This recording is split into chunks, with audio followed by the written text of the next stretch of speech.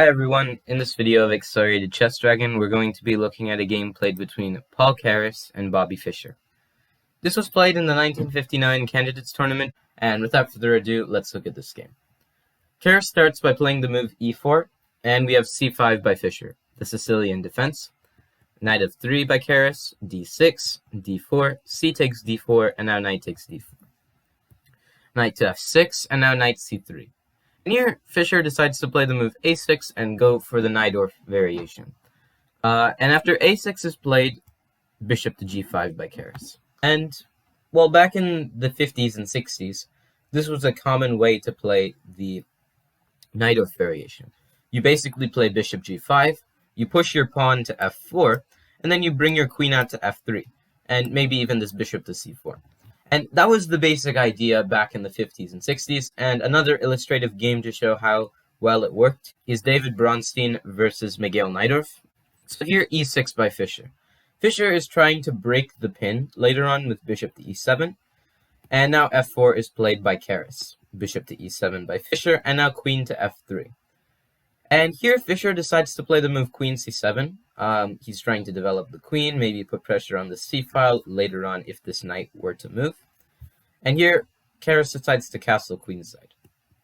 Knight bd7, and now bishop to e2. So, Keres is just developing his pieces, and he's basically telling Fischer that if you ever get ideas of castling, for instance, then queen g3. And Keres is going to come straight for Fischer's king, and ideas like h4, h5, and h6 are going to influence that idea. So Fischer doesn't castle, instead he just goes b5. And you might be thinking that b5 is a humongous error because of the next move that Keres plays, but you'll realize that that's actually not the case. Here, bishop takes f6, and now knight takes f6 is played by Fischer. Playing e5 first kind of transposes to what actually happens in the game. So bishop f6, knight f6. So e5 was played by Keres, and it seems like Fischer might actually be losing material because there's an attack towards this knight and there's an attack towards this rook. And the only way that seemingly defends both of those threats is with knight d5, which would have to give up some material in order to actually survive the position. But that's not how Fischer played. Instead, he just simply went bishop b7. Now, he defends his rook. He's attacking the queen, and if the queen moves, say, to g3 on the next move, then just simply d takes e5, saving the knight, and after f takes e5, just knight d7. And e5 is weak, and it's going to be picked up quite soon. So, queen g3 doesn't work, and neither does really any queen move. So, after bishop b7 was played, Keres had to go for it. He played the move e takes f6. He's going to sacrifice his queen for some material, and then you'll see maybe later on he can somehow get something out of the position. Here, Fischer obviously doesn't have any other choice but to play bishop takes f3. And here, Keres captures with the bishop. And now the obvious idea is that, well, you've eliminated that bishop, but now you're also attacking the rook on e8. At the same time, however, you're also attacking the bishop on e7. So maybe you could actually win a lot of material for the queen, and maybe Fischer blundered. But that is not the truth. In fact, after this bishop takes f3 move was played, Fischer actually found a very nice way to win material. He just captured on f6. And why did he capture on f6 and not just save his rook with rook to b8? Well, even if you are going to lose your bishop on e7, here, Keres has lots of counterplay. Whereas, if you look at the position that arises, you'll notice that, first of all, Fischer is actually going to win his material back, and secondly, Keres isn't going to have anything to prove for his lost material. So here, Fischer played bishop f6, and Keres captured on a8, thinking, of course, that he won just material. But here's where things started to go crazy. Fischer now played the move d5. And this bishop is trapped in black's territory. And, well, if you don't do anything, and let's say you just try to defend this f4 pawn with, say, rook to f1, then perhaps there are just ideas like bishop takes d4, and after rook takes d4, you just castle as black. And that bishop on a8 isn't going anywhere. It's going to be picked up on the next move. So, bishop takes d5 was played instead. Now here, if you had played the move e takes d5, then this would just give Keres a ton of initiative after knight takes d5. And let's say queen c8, rook hc1, now knight takes b5. And here, if you pick up the knight on b5, then there's just knight b6. And you don't really have any way of defending. Because if you play queen c7, then there's knight d7 check, and, well, now you're lost, because you have to give up the queen for the knight, otherwise you just simply get checkmated. And if you don't do that, and if instead you play something like queen to b8, then you just simply lose your queen. And that's basically it. So, you can't capture with e takes d5.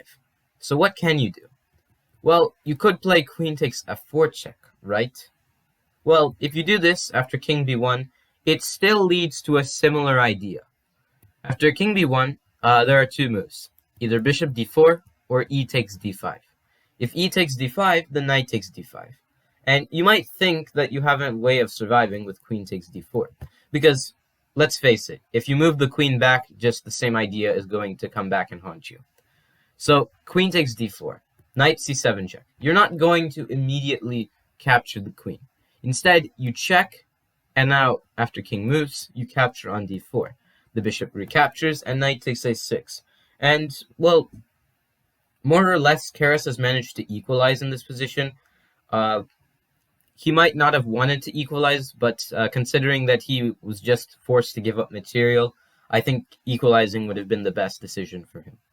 So, knight takes a6.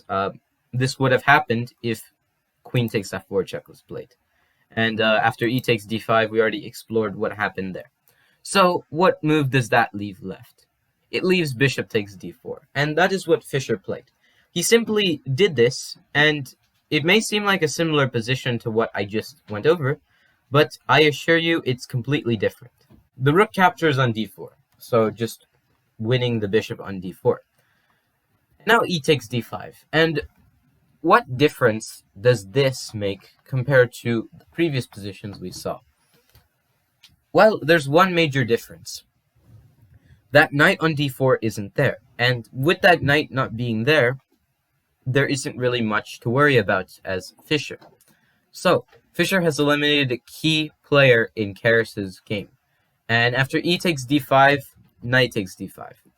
So, if we count the material now, we see that Keres has 6 pawns. Fischer has 5 pawns. But it's a queen against a rook, knight, and pawn. So it's really equal material, but Fischer has the advantage. And why is that? Well, we'll see in a moment. The queen goes to c5, attacking the rook, and if the rook moves to the wrong square, then you lose the knight.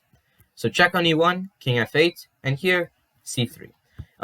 You might be wondering why rook d to e4 wasn't played, which tries to threaten the move rook to e8, and then you can save your knight. It's actually because now, after the simple g6 is played, it really doesn't make much of a difference for Fischer. After, say, rook e5, king g7, nothing really changed, and Fischer is just going to play the position as it was a couple of moves earlier. So instead of rook d4, just c3, reinforcing the rook. h5 is played, and it comes with the clever idea of trying to go rook h6 and then rook d6 to try eyeing this knight. But it also has another purpose, to go king g8 and then king h7 and try to run away with the king that way, so you don't get any back rank mates as black. After h5, f5 is played here by Keres, and he's trying to somewhat cramp the position that Fischer has. Fischer goes rook to h6, and now f6. G takes f6, and this does seem to ruin Fischer's pawn structure, but it really isn't a big deal for Fischer. After knight f4 is played, Keres has ideas of now trying rook d8 check, maybe infiltrating with rook to e8, just h4 by Fischer. Fischer is not at all concerned about what Keres is trying to do. Rook d8 check, king g7, and now rook e to e8. And, well, now if Fischer is still not concerned what Keres is trying to do, then it's going to cost him. Because let's say that you play a junk move like a5. Here, Keres can actually checkmate Fischer by playing rook g8 check. And now after the king goes to h7, rook to h8 check, king to g7, and now he brings the other rook to g8. And it's now checkmate, so you have to be careful. And that's why queen g1 check was played. The king goes to d2, because going rook d1 will just retreat a defender, and also Fischer could just capture on h2. So, king d2. Queen comes to f2 with check, and now knight to e2. Of course, if you block with the rook or make any other move, then you just lose your knight on f4. So knight e2. Rook to g6 now. And, well, Fischer has managed to alleviate the threat of that knight on e2. And now his simple idea is just to capture on g2, maybe put pressure on this knight on e2, and then eventually Keres is going to crack. So g3 is played by Keres. And here, you might be wondering why wasn't rook h8 played with the intention of rook d to g8, checkmate. Well, it's just because f5 would be played and, well, Fischer can just save himself now. So, g3 instead. And now f5 is played by Fischer, with the idea of trying to escape via the f6 square. If you tried h takes g3 here, and after h takes g3 you tried rook takes g3, then this would just be losing for Fischer, because yes, the knight is pinned, but after check, king h7, rook takes g3, it's still defending the rook on g3. And now Fischer would just be completely lost, because he's essentially playing a queen and pawn versus two rooks and a knight, which is obviously not going to work for Fischer. So, h takes g3 doesn't work, and that is why f5 instead. Here, rook g8 check, king f6, rook takes g6 check. Checking on d6 wouldn't do anything, because just king g5 and you hide on the g file, and you can basically trade the rooks off, and you would be favored. So here, rook g6 check, f takes g6, and now g takes h4. Checking on d6 again wouldn't do anything, because h3, and now you're going to capture on h2 as Fischer. So, g takes h4. And now you might be wondering, why did Fischer capture on h2, but he didn't capture on h4? Well, capturing on h4 would have actually been good as well, but one thing perhaps that Fischer feared was that after check, king g7, and now rook captures a6, perhaps Keres gets something for his, at the moment, lost material. And after, say, queen takes h2, yes, I guess Fischer would technically still be better, but Fischer thought that it was all the same after queen takes h2. And it was. So here, rook d4, trying to guard the h4 pawn, and here queen to h1 is played by Fischer, and his idea is to try transferring his queen over to b1, but also to a1, with the idea of trying to either capture this pawn or this pawn. The king goes to c2 to stop queen b1 check, and now if queen a1 is played by Fischer, then just a3. King to e5, and now a4. Queen to f1, and now the knight retreats to c1. If the knight didn't retreat and it was instead defended with the rook, then just f4, even b takes a4 could also work. But f4 and, well, Fischer would definitely be winning here instantly. So knight c1. And now the move queen g2 check was played. And it's played with the idea of trying to maybe force the king a bit farther away from maybe the defense of this knight, or maybe to check it and then perhaps go queen h2 or put pressure on this pawn, or it's just to aid the help of this pawn promoting. So king goes to b3, and now b takes a4 check. And life isn't looking up for Keres a lot. After b takes a4 check, if he captures with the rook, then there's simply just queen to d2. And there's a threat towards this knight, and the knight has to be activated to one of the most passive squares in the entire chessboard, to a2. But not only is it activated to a2, but now f4 is an idea, even queen d1 check is an idea, mainly f4. And this pawn is just going to advance very quickly, and it doesn't seem like Keres can do anything. Let's say rook d4, just queen to e3. The pawn is advancing, or even just queen to e1. It doesn't matter that much. The point is that Keres is going to have a very hard time stopping the pawn. And Fischer is just going to have the time of his life pushing it. So, king to a3. But now, Fischer plays the move queen c2. And also another thing, if you capture with the king, queen c2 check would be played, attacking the king and the knight. And it's pretty similar to what actually happened in the game, because now only once the knight moves to b3, you're going to capture on b2. You don't capture the b2 pawn immediately, because then there's just knight to d3 check, and you lose your queen. So, queen c2 check would be played. But king a3 was played in the game, and now queen c2 is played by Fischer. Knight d3 check, and now king to f6. And unfortunately for Keres, he cannot capture with the rook, because he would lose his knight. So he goes knight c5, trying to capture with the knight. But now, Fischer plays the move queen to c1. And he's not only trying to infiltrate via queen a1 check, but he's also trying to shift his attention to trying to help the pawn cross the fifth rank. So after rook takes a4, queen e3 is played by Fischer. Knight takes a6, and now f4.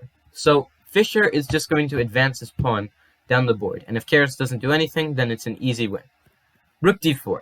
Now, if you continue advancing the pawn with something like f3, then, well, knight b4, and it's still losing. But perhaps Keres thought that he had something here.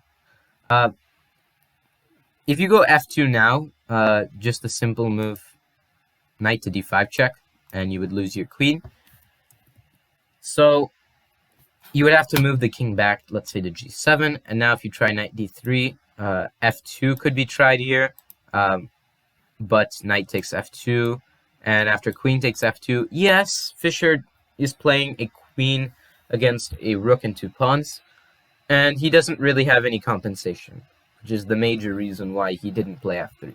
He instead went king f5, and now if any piece is going to have to give itself up for the f-pawn, Fischer is hoping it to be the rook. So, knight to b4, queen e7. Pinning the knight so it doesn't really get into the game and tries to stop the pawn. King to b3, queen takes h4. Another reason why queen e7 was played, and that was to gain the pawn on h4. Knight goes to d3, and now g5, as obviously the threat was rook takes f4. So g5, c4, and now queen to g3. Again, f3 is the idea. So c5 by Keres. And now f3 by Fischer, king to c4, and now f2 by Fischer. The king moved to c4 because if you did not play to c4, if you didn't move it away from the third rank, then you could not capture the f2 pawn with the knight, which is what happened in the game. And that's because, well, the third rank would just be pinned. So, knight takes f2, queen takes f2, and now c6. Keres is trying his hardest to at least queen the pawn, or at least get some sort of counterplay that way, but Fischer isn't allowing any of that. He plays queen takes b2, eliminating one of the last pawns. The king goes to c5, and here queen c3 check is played by Fischer. King to d5, and now g4. Simply stating that if you do not do anything, then I will just push my pawn to victory, and if you try to do anything, then things are going to get ugly. So, rook c4 was played, but this was a humongous mistake on Keres' end, because Fischer simply ended the game easily. And I encourage you to pause the video and find out what Fischer played.